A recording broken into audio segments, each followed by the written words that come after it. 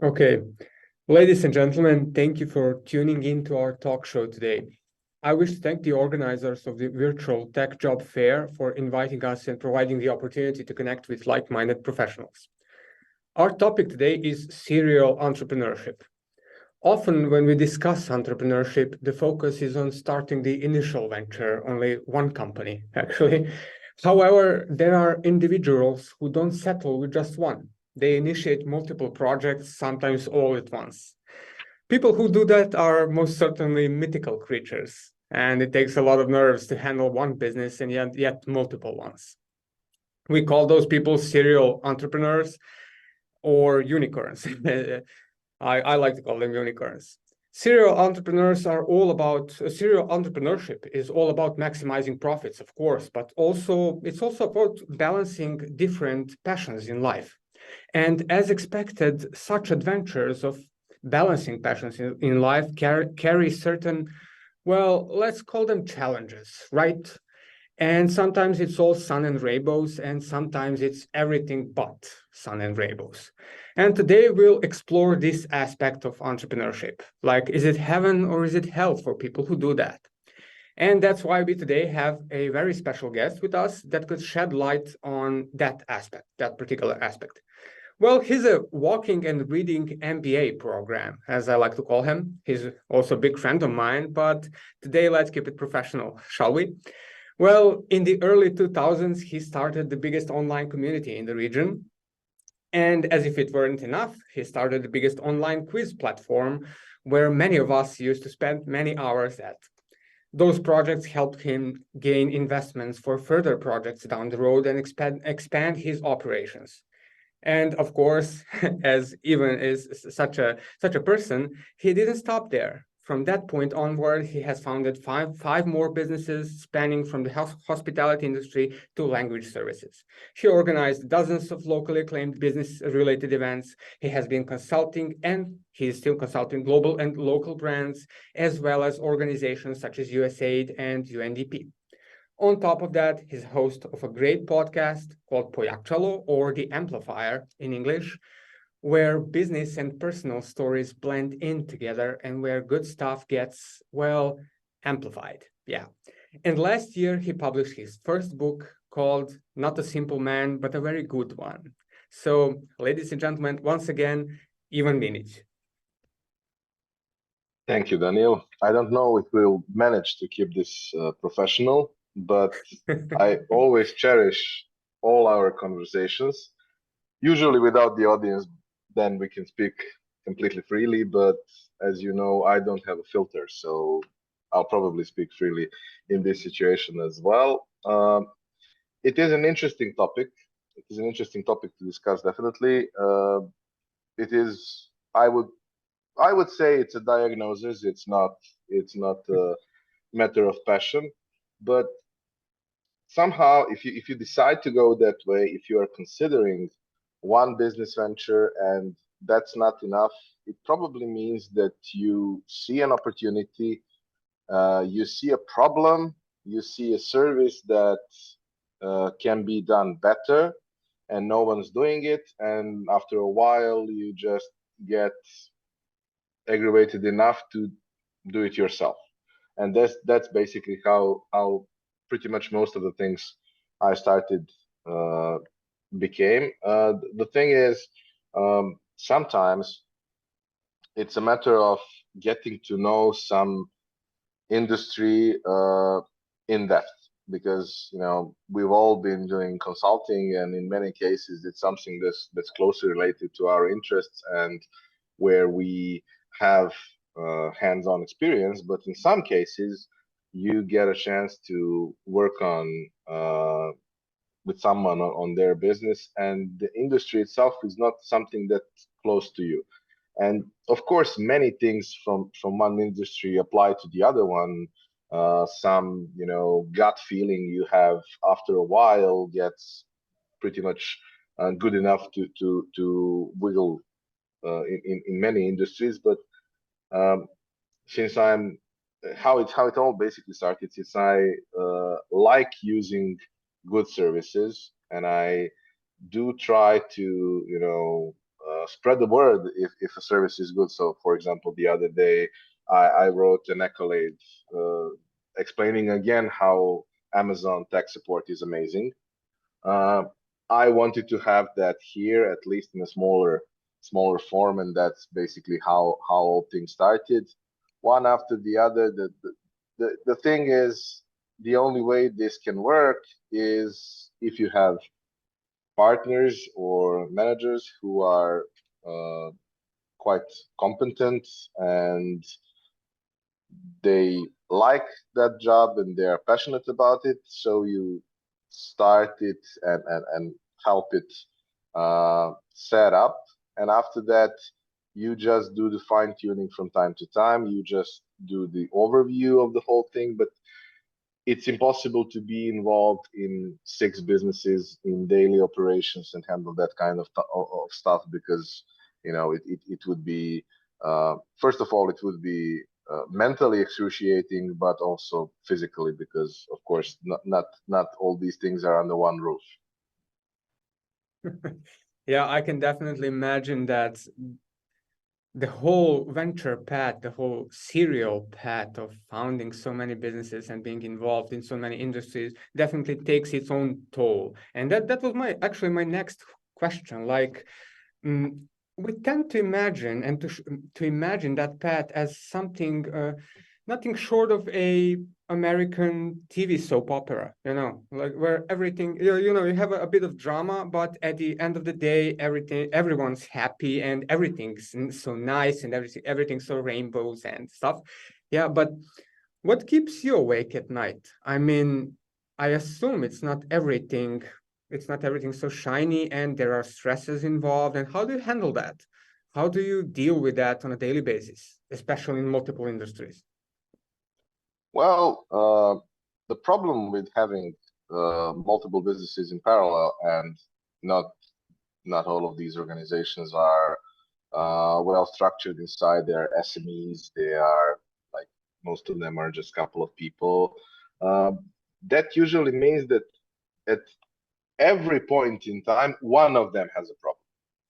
It's like having, I don't know from personal experience, but I've read it and seen it. It's like having six kids that are different age. One of them is, got the cold or a flu or something at all time. At least one of them is not feeling okay. And that's pretty much how this works. But that's the tough part. The good part is um, when everything goes bad, like we had during COVID, you have one or two businesses that are blooming because these circumstances go well with these businesses. So, for example, in my case, the food delivery service we have for the past 8 or 9 years, mojapiazza.rs, exploded during those times because it was necessary for people to have grocery delivery contactless like that. Of course, there were other services growing at the same time, not just us, but there was enough. The situation on the market was that there was enough traction for everyone to be really busy, and our unique selling proposition was always that we do our best to have the best available groceries to you. If it's winter time, your strawberries are not going to be amazing. I can guarantee you that. And if they are really bad, they will not be available for delivery.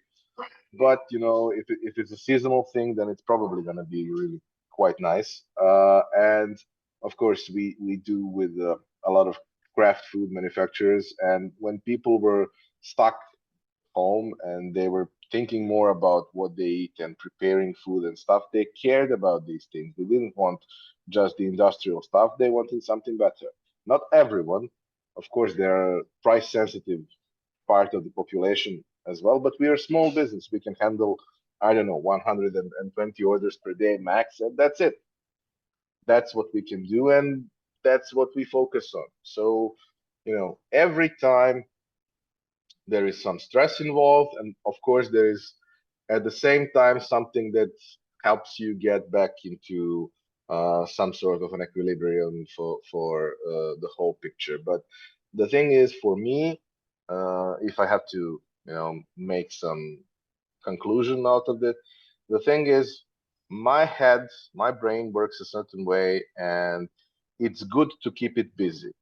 Not too busy, because, after, too long period of time in a super busy environment, it takes its toll. But it's good to have something to think about. And in most cases, it's not solving issues, it's thinking about how you can improve things. And that's the nice part. There is always something to work on, there is always something to improve. And it's not like everything is going to fall apart if you don't take care of it. It's just, getting from, I don't know, B plus to A minus, and then to straight A's, and something like that. So it does take time and effort, but most of it, thanks to people working in these businesses, is not putting out fires daily, and the boring operations and stuff like that. Wow. Thank you for sharing that. I mean, those are truly valuable insights into your line of thinking and into your everyday. And one thing that certainly, I believe it has popped off a couple of times during your talk, during your portion of talk, is that you mentioned other people. I mean, it's kind of, to me, I'm not a serial entrepreneur, but I'm a serial, well, changer or career shifter, if I may say. And I have tried definitely jumping from one area to another. And you've been doing the same only in the business area. So business-wise, I'm curious, how big of a team, or how would you describe the team that makes it a success, that turns every venture into success? I mean, okay, you're an idea driver. You have an idea, you spot a business opportunity, but you have to have people that can propel you forward. Or correct me if I'm wrong. Yeah, it's not linear. Mhm. Yes, certain situations you need people who are driven, who are result oriented, to have a business become a big success and grow. But not every business tends to be uh, really scalable and tends to grow, and not every not every food corner wants to become McDonald's. It's really good that you have McDonald's, because you can learn a lot from them, and it's always, wherever you go, if you're not sure, you can always go there because it's safe and it's going to be okay. But not everyone likes to do these things that way. My businesses, offline business, brick and mortar businesses, are not quickly and easily scalable. I want to have them as, small boutique one-stop shops for whatever it is. Of course, some things can be scaled, but not like you scale a digital product, where you basically buy the resources and click a button, and it can go, 100 times and 1,000 times bigger. This is not like that. But the thing is, it's of course really hard to find dedicated, motivated people who have uh, internal capacities and capabilities of growing something on their own. If they had that, they would be entrepreneurs as well. And in some cases, you're gonna find a person like that as a former entrepreneur who had personal business failure. Uh, from that failure, they learn enough, but they usually are too scared and stressed to try something else. In my opinion, these people are probably gonna come back to that passion in couple of years or maybe a decade. But during that time, they can be an excellent part of the team. Um, what I also do for most of my businesses, although not all of them, is to have partners, because I can provide certain things, and I'm really good at certain things. I'm really good at ideation of the process. I'm really good at setting things up in the beginning, starting it up.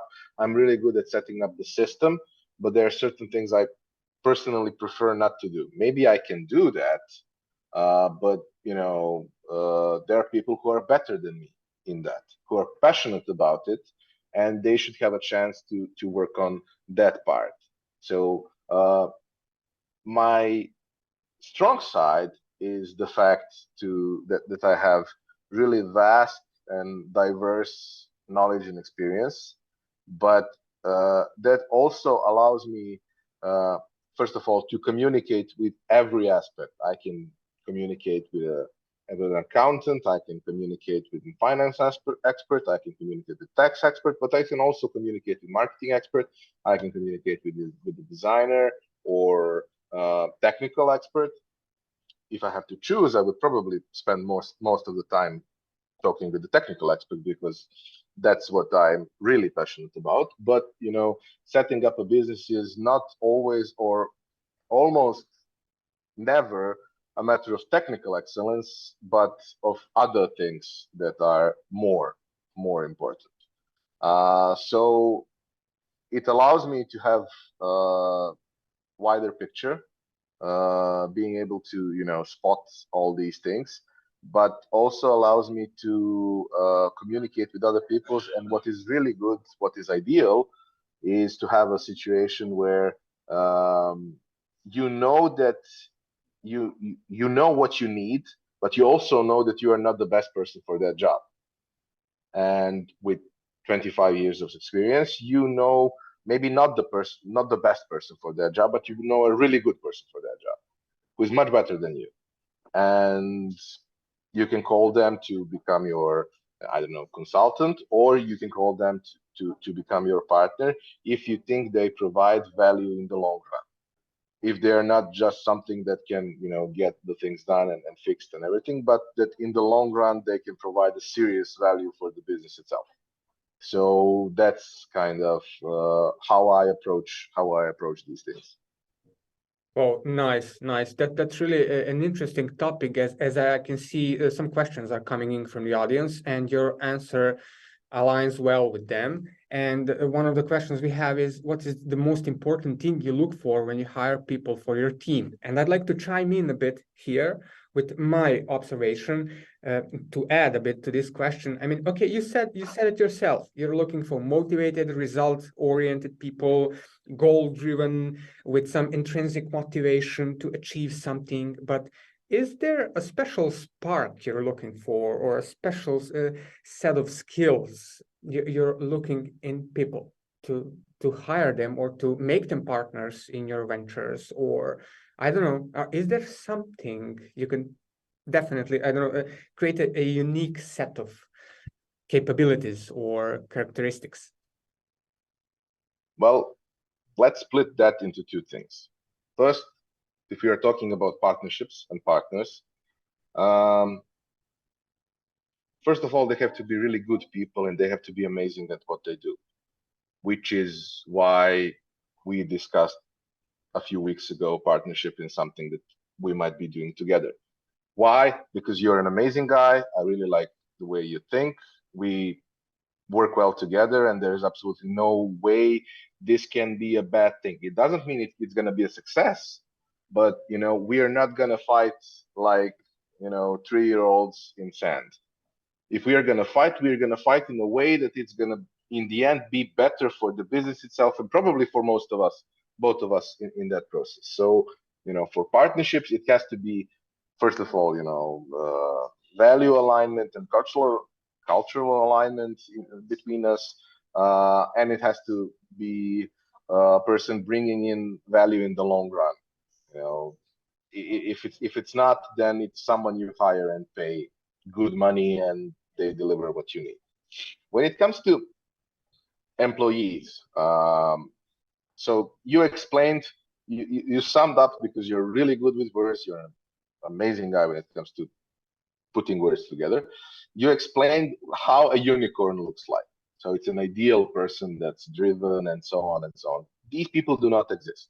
In many cases, you're gonna spot them every 10 years of one person, and so that's an ideal you strive for, but in the end, you're probably never gonna reach, or you're not gonna reach for long periods of time. If you find a person like that, you can hire them, and after a while, yes, they're probably going to become a partner in the process, because they bring so much value to the company and to the team. But when we speak about hiring, you hire decent people who have basic human decency and basic intellectual capabilities of learning new things. You can hire done people who know certain areas and things. You can hire in the short run or sometimes in the long run really amazing people who have a lot of skills and everything. But for most of the businesses, they can't handle the cost of someone like that. So when we talk about these kind of people who, within 2 days they bring in a lot of value, and after a while they're gonna burn out if you don't push them a little bit away from the idea, they're gonna burn out, or they're gonna put everyone else into burnout. These kind of people who I would probably uh, call in informal meetings mercenaries. They are really amazing at what they do, and they are someone you bring in one-man SWAT team to do something amazing in 5 days that cannot be done in 2 months. That's what they are good for. For everything else, you need decent, stable people who are who you can easily communicate with and understand each other, who have cultural values that fit well with yourself and the team, and who are reliable and who know what it means to take a task and how it affects everyone else if they don't deliver what they told they're going to deliver, or what they promised. So, that kind of people is what you're looking for, and that's a solid ground on which you can build nice things. It would be great to have, people who strive for more, who want to learn new things, who want to always explore new opportunities. But these people are really tough to find, and these people in I would say slow-moving businesses that are focused on having a healthy relationship between people and healthy growth. These people want something more or something faster, and they are probably in the long run not going to be a good fit for that. In some businesses I run, these people are what we want and what we need for. So, for example, we are now talking at a virtual event. I do with my partners offline events, as you know, and as many people listening probably know. For that kind of work, you can't have an easygoing guy working a 4-day event, because during those 4 days, it's gonna be insane amount of problem solving, stress, and it's impossible, no matter how good you plan or how much experience you have, it's impossible that everything is going to be working fine. It's never the case. You have, we've done this 10 times and it worked perfectly 10 times, 11 times, it's not going to work. And first time you do these things, uh, you worry about the result and stuff, and you don't feel right if everything is not excellent. But after a while, you figure out that it's a business which has a lot of moving parts, and what you do is you cherry pick certain things and fix them before they end up being a problem. And experience helps you get um, uh, helps you find the problem before everyone else sees them. So I know there is a problem and I'm going to fix it, and no one else notices the problem. And I'm probably at that time, you shouldn't be, near me at the conference, because I'm going to be very pissed off. But my job is to be pissed off and make sure amazing things happen. That's what I do. I'm going to be pissed off for 4 days, and you're going to have the best show during those 4 days. And that's it. When it's done, some people, especially in the event industry, they have one day off and then they go to another event. I can't do that. It's physically extremely draining, but of the most important thing is emotionally extreme draining, and I can't do that. But I can do that twice a year. I can do that twice a year, and I'm ready to uh, be a volcano during 4 days twice a week, twice a year. That's how I operate. And maybe in 10 years when I'm 48, maybe I wouldn't be, so happy about that. But at the moment, it's something that drains me, but also fills in my batteries. So, uh, it's one of those moments where amazing things happen, and you helped orchestrate that. It's not you didn't do it, but it wouldn't happen without your interference, and that's amazing. That's what you live for if you care about these things and people. May I just tell you, and this might sound quite unprofessional during a live talk, but man, I'd like to hug you right now.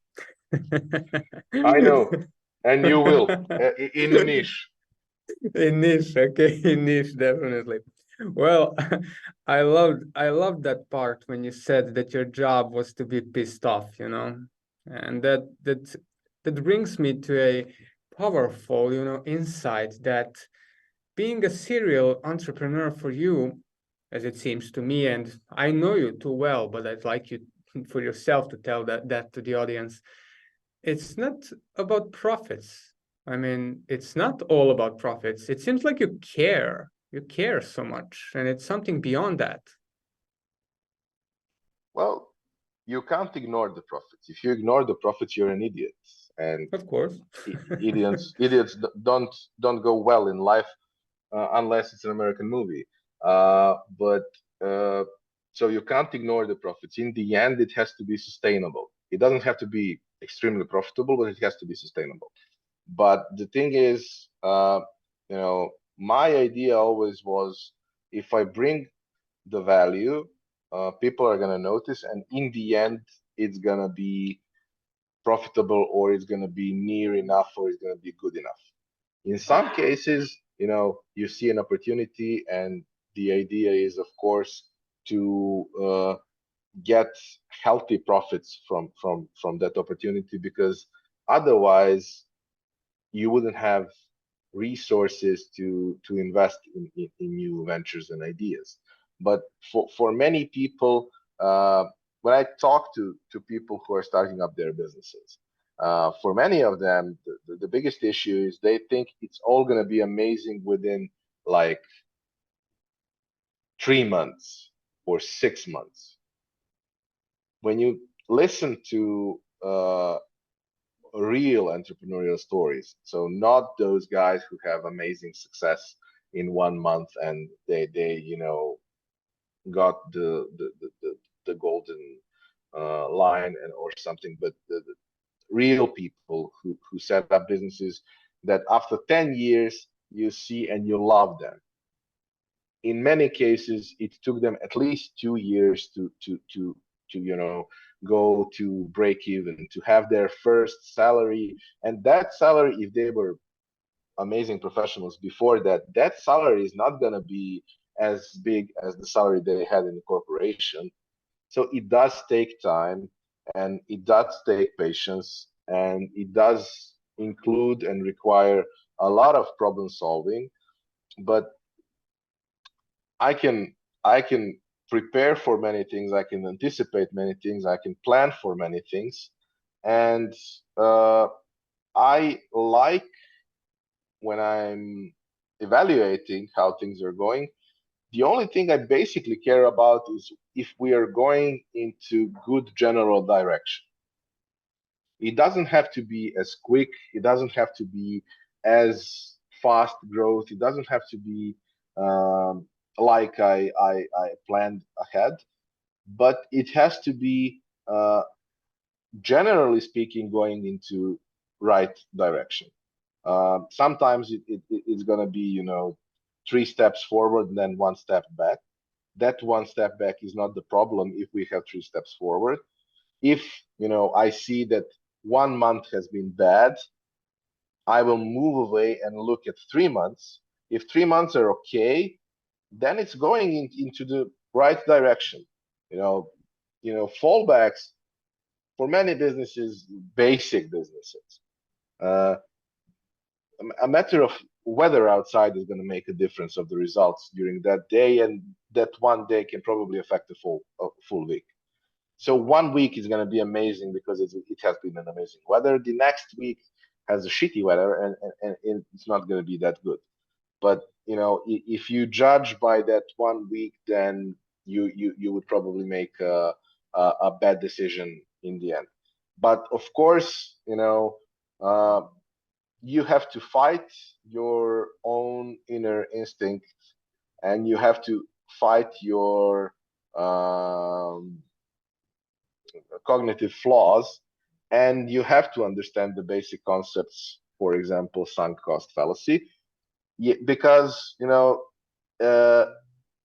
something that can never be afloat, even though it's not a big minus, in the end can destroy everything else, because it's taking too much resources, it's taking some money. Oh, it's not a lot of money. Sure, it's not a lot of money. How much is it? It's 500 euros a month.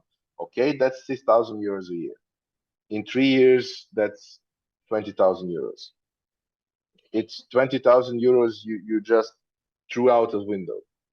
If it's not going somewhere where you want it to be, then you have to either pivot, find another opportunity with the partner who knows better what to do, or it's time to cut your losses and refocus on something else, because we are almost never counting our time and passion we spend for something, because of course that's free.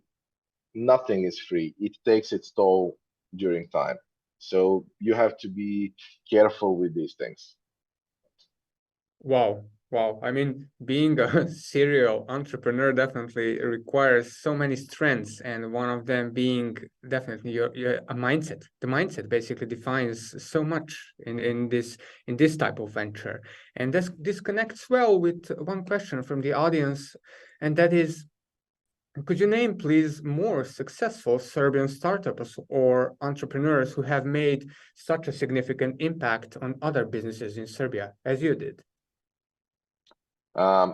Look, so pretty much all of the amazing things that have happened during my life, that were done by people I care about and love, usually happen after someone told them that it cannot be done.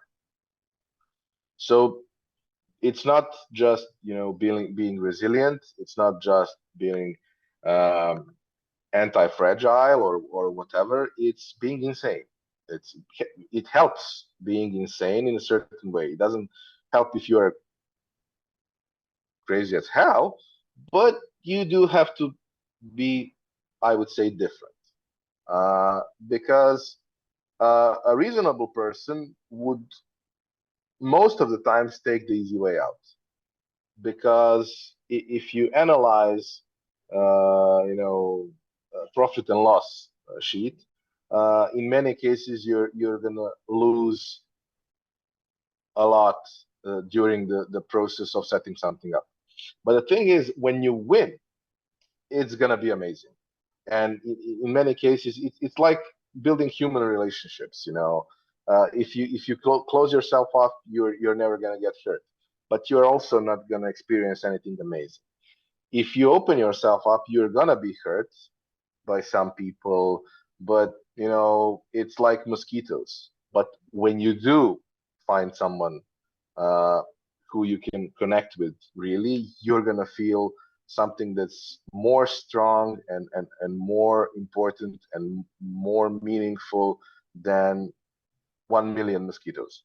And it's the same with this.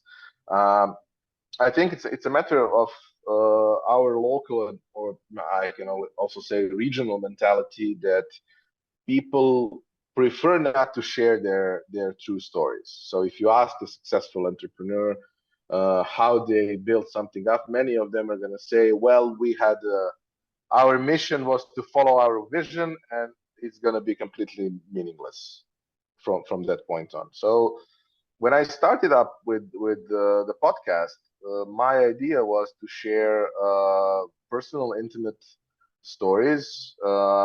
Initially, just for entrepreneurs, but after a while, for all people who challenge the status quo, who are the troublemakers, who are trying to make difference and make a good difference in this world. And of course, I start the conversation with the question what they wanted to do as a child, what they wanted to do when they grew up, because I think these things are important. All of these things are really important, and opening people like that and not trying to follow the something that's going to be a good plot for a TikTok short or Instagram reel that's going to bring million views, but just making the situation comfortable enough, caring about these people and their stories, and allowing them to open their heart and tell what they've been through. Many of them in these 230 plus episodes we recorded shared their personal journeys, and not the most successful people can give you the most valuable journey, because in many cases you cannot associate with that. In many cases, inspiration in my life came from artists, and in most cases, to be perfectly honest, from athletes. And I never could be inspired by the amazing athletes. Novak Djokovic was never inspiration for me, because he was amazing. He was the golden child. He was perfect in every way imaginable. I needed to find myself someone who was an underdog. I mean, if you move a step back, of course Novak was an underdog, but he was an underdog built like an android with a mindset that's incomparable to anyone else on the planet. And when he stepped on the court and he was 14, he knew that he wanted to not, win that match, but basically kill the guy on the other side. And that's amazing. But where's the self doubt? I need to look at the guy who uh, enters that court, first thinking that, oh my God, what am I doing here? Am I good enough to be here? Why am I here? What did they call me to be here? I mean, this guy on the other side, he's taller than me, he's stronger than me, he's younger than me. There is nothing I can do, and then win that game, because that's amazing. When we analyze Novak's career, in many cases, what people say and what experts say is that many of his opponents lose before they enter the court, because they are too scared of playing against him. I need the guy who is fighting himself first. And those are the guys I looked up to during, my growing up. And these stories people share are stories where people share some of the most stupid things they've done, because they are all part of the journey. We all do stupid things. If there is nothing in your life that you are not ashamed of, in terms of being stupid, not doing something that's bad, but something that's stupid, you haven't tried enough.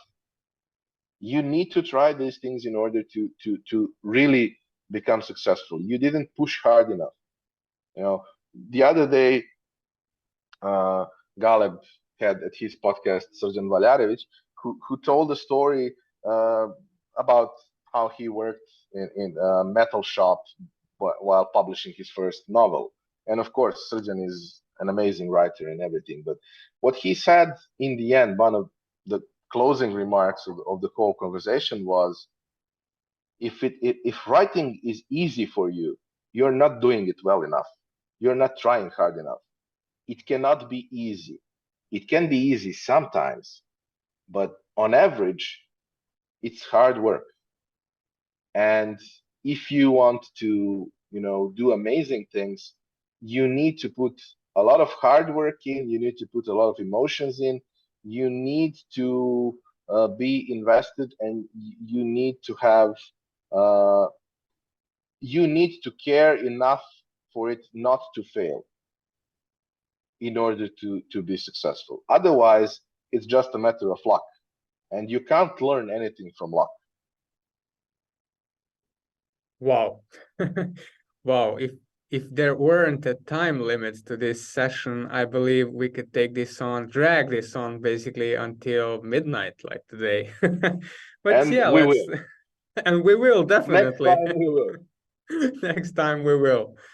I want to thank everyone for listening to us, and yeah, the next time we'll definitely cover some more ground on this topic. I wish to thank you all for asking us questions during this session, and Ivan, thank you so much for giving so much. You know, Thank you for being a great host, but more, thank you for being an amazing friend. Thanks to the organizer for creating a great event. And I think that we are the closing session, so it means that now they can finally relax. From what I've seen on social media, the event itself has been a big success. So hopefully many others are going to be coming soon in the future. So thanks once again for this opportunity to share some of the insights, but especially thank you for having the opportunity to share this with such an amazing person and a great friend, Daniel is. Thank you for listening, and have a nice rest of the week. I'll send you hearts later on WhatsApp, so just you know. But to wrap this up, yeah, this was the last session, and you can definitely relax now. I hope you had a great time at this festival, and I believe this is a great opportunity for you to discover new things, to hear successful people, to hear great people talking about their adventures. Well, thank you once again, and see you soon. Bye.